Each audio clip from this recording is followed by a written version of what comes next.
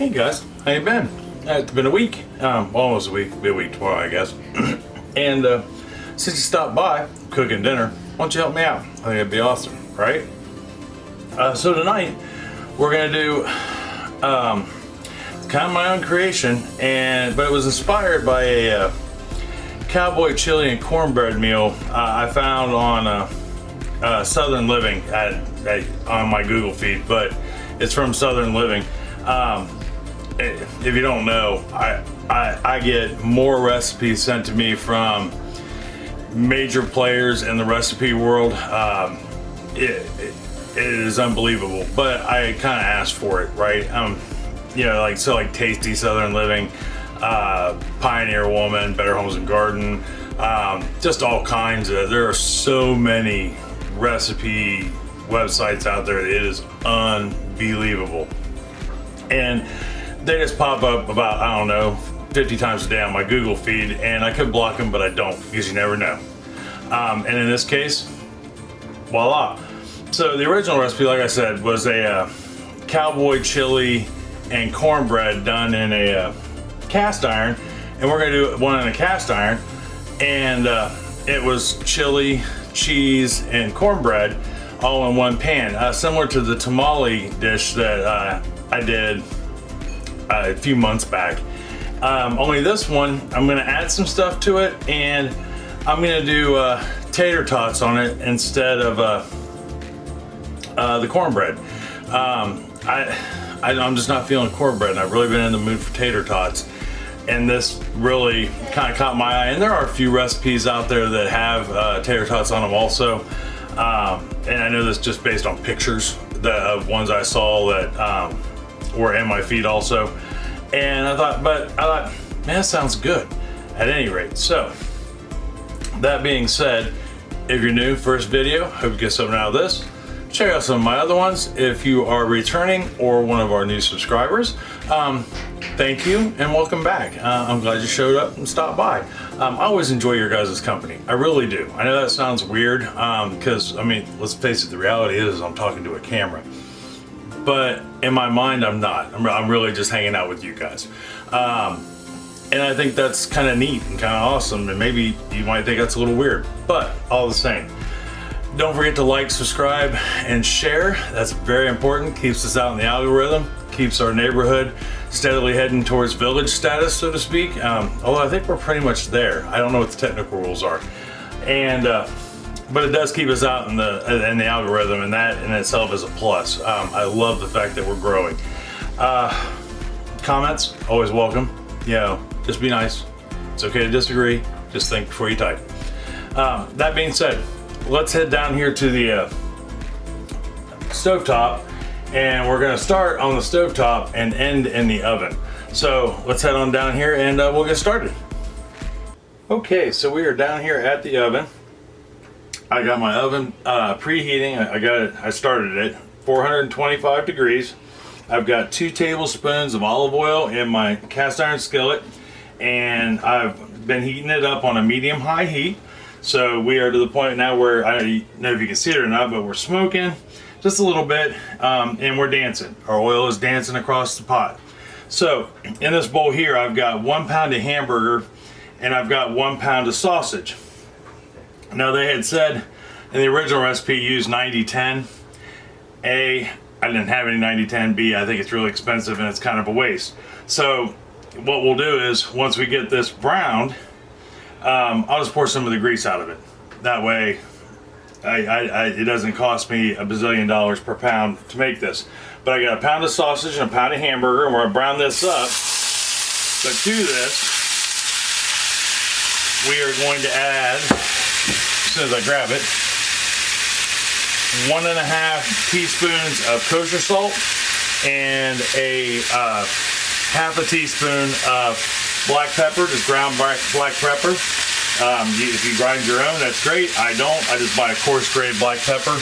I don't even remember now who makes it, but it's coarse grade, and it's really good. Yeah, and I also have like blendeds and things like that, and white pepper, red pepper, combination of 3. But we're gonna go ahead and get this browned up. Okay, so we're about halfway through our browning process, and now is when I am going to add a couple things. I have got one medium onion. All right, just a plain old yellow onion, and I've got it not fine diced, but large diced at any rate. And I've got one large diced green pepper, and I'm gonna go ahead and get those in there now, and then that way they'll have time to soften and get some color or lack thereof to them before we start adding more ingredients. All right, we are back and we are browned. Onions are softening, peppers are softening, everything is going to plan. So the next thing we need to do is we're gonna add, I got 4 cloves of garlic in here, like a couple large, couple small, but it's 4 cloves. I wish I could tell you they were all large, but I still don't quite, other than like when you buy like elephant garlic, know what large garlic is. But I know what small garlic is. So I used like a couple of the larger cloves on my clove of garlic, a couple of the smaller cloves on my clove of garlic. And to this, I'm also going to add 2 teaspoons of chili powder, a teaspoon of cumin, and a half a teaspoon of smoked paprika. And then I'm going to, last but not least, add 3 tablespoons of tomato paste. And we're gonna let this all go for about 2 minutes maybe, until it gets fragrant. And we're gonna wanna keep this moving so that way the garlic doesn't burn. But we wanna give it a chance to get those flavors kicking. I did drain the grease off of the hamburger, most of it, not all of it.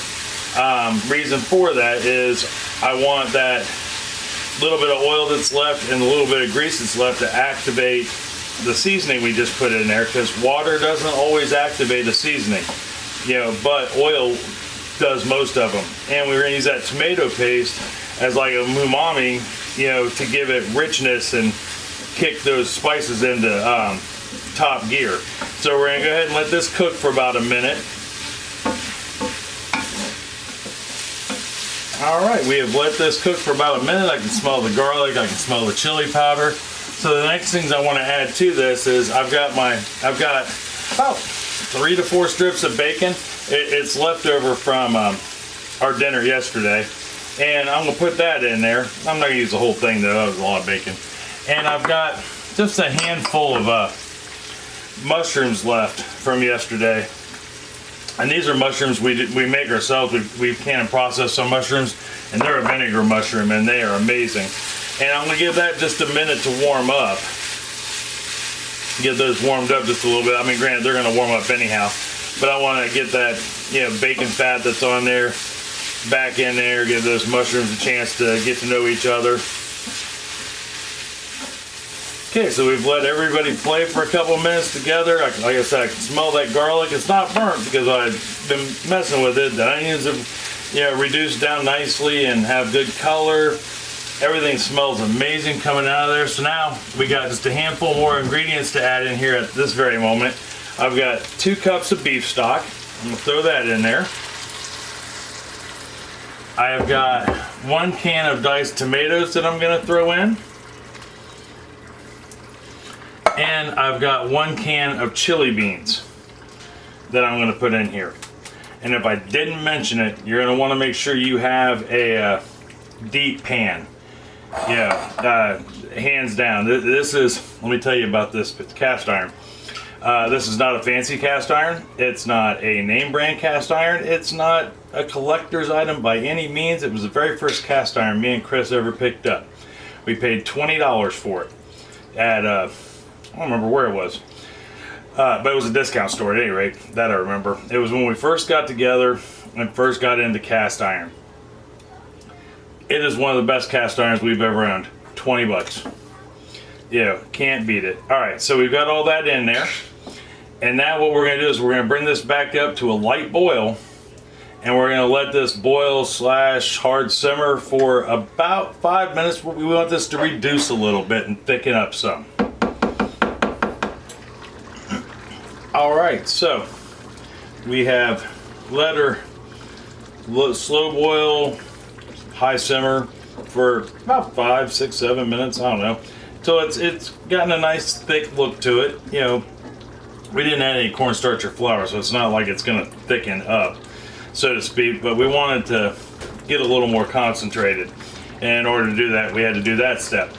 So what we're gonna do now is add our next ingredient, which is 1 cup of frozen corn, you know, and which is about 1/4 of a normal bag, a little over 1/4. We'll put that in. We're gonna stir it up, get it in there and mixed just like such, which of course then is going to bring down the temperature a little bit, right? You're like, Brian, what are you doing? You know, we had it nice and hot. You're right, but we got to get it off the stove. So we got that in there, turn the stove off, and then I am going to take this, move it over here to the hot pad, and hopefully not catch my towel on fire. Now that we got it here, our next step is I've got a heavy 8 ounces of cheese here. Use whatever cheese you like. In this case, I'm using what we had available, which is a pepper jack and a Colby. Cheese is a very popular item in our house, and so we didn't have any more Colby Jack, and we were fresh out of sharp cheddar. That's all right. We like it all. So today, pepper jack and cheddar, and I'm going to take about 3/4 or so of this heavy 8 ounces, and I'm going to put it right on top here, just like this. Now, if you did want to put cornbread on this, you still want to do up to this step. And what the cheese does in the cornbread's case is it actually acts as a barrier for your cornbread, so that way it doesn't soak up all the juice in your chili, and it kind of keeps it separated. It gives it a decent barrier for it. Now we've got that done, open up my bag of tater tots here. And all I'm going to do is I'm going to take my tater tots. I love saying that word and I have no idea why. And I'm just going to start layering them right on top here.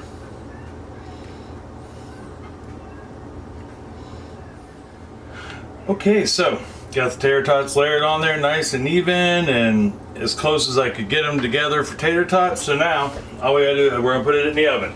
Remember, we got it set at 425 degrees. Which is blazing hot, but there's a reason why I chose that temperature. So we'll get that in there. And then I am gonna set this timer real quick, and then we can talk. Okay, so got the tater tots on there. It's in the oven, right? Yep, because we're rocking it, because we're awesome like that. Now, I'm gonna bake this for 25 minutes.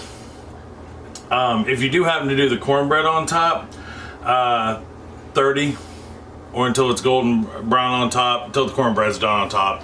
But I think the recipe that from Southern Living said 25 to 30 minutes, but I'm going to go 25 minutes on this because that's what the tater tots are. The tater tots will cook 20 to 25 minutes. I think it's 20 minutes, but I'm going to go 25 because they're sitting on something, so they're going to need a little bit more. And if you're going to use the cornbread, 450. Basically, just follow the directions for your cornbread if you're using instant. So we're going to go 25 minutes with these tater tots in the oven on top of the chili. And then when that is up, I am going to take the remainder of this cheese right here, and I'm gonna put it on top of that, and I'm gonna bake it for about another 10 minutes until I get some golden brown color on top of that cheese. So when I come back, I will have put the cheese on it, it will have turned golden brown, and we can take a look at it and maybe try some. All right, I'll see you here in a second. We're out of the oven. I did the 25 minutes, and then I did an additional 10 minutes with the extra cheese, and we'll take a look at her there right quick.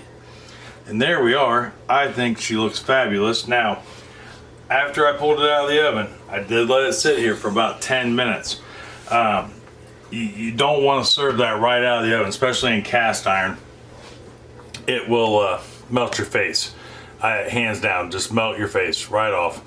And nobody wants that, right? Go ahead and get that on there. That way everybody knows that this is hot. I got a red silicone handle. It protects my hand from the heat, but that way everybody in the house knows when that's on there that this is still warm, or hot. That way nobody hits it. Even Abby knows that. You always want to be careful, especially with anything that comes out of the oven. You want everybody to know, even when you're not around, that it is hot. So go ahead and get, oh my goodness, look at all that cheese. That is beautiful. Get some of that in there, just like such. Get some more of that beautiful broth in there. That looks absolutely amazing, doesn't it? I think so. Look at that. I mean, even after 10 minutes, it's still steaming like a banshee. So, things you could serve with this. You could serve cornbread. That would be really good. As far as toppers, regular chili toppers, I'm going to put some jalapenos on here, and I'm going to put some onion on there, and you're like, Brian, there's onion in it. And you're right, there is. But onion, like a lot of things, like garlic, when you cook it, and with garlic, depending on how you cook it, it changes flavor. It can get a roasted flavor, a toasty flavor. Remember, we cooked that onion, so it's changed its flavor profile completely. But so that way I can put some more fresh onion on there. You could even put more cheese on it if you want to, or some salsa. I'm sure Chris will put some sour cream on hers, things of that nature. Missed a outside piece of an onion, but that is what my dinner is going to look like at any rate. You could also serve this, even with like another vegetable maybe, or something to that effect. Or, ooh, I know. While this was in the oven, we could have made grilled cheese sandwiches. That would have gone fabulous with this. You can never go wrong with a grilled cheese sandwich and anything that involves chili, tomato soup, any soup or stew, beef and noodles, anything, beef stew, pick a subject. Oh, that bowl is hot. Grab my glove. But we're going to try some all the same because holy cow, the kitchen smells fantastic. It smells like chili and tater tots, and you can't go wrong with either, in my opinion. That's kind of like the most wholesome thing ever. This is a great cold weather dish, which it's cold outside right now and rainy with a chance of snow. But anyhow, let's give this a try.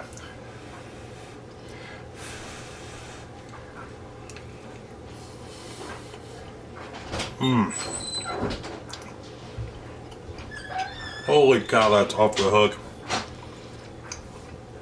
That chili is good. It's so good. And you can taste the spices. And the jalapeno has a nice kick. If it were up to me, I'd put a jalapeno all through that. I would have put chipotle peppers with adobo sauce, a little bit of it in there at any rate. But not everybody in the house at the moment can have a lot of hot, so we'll put it on the side instead. But holy cow, this is amazing.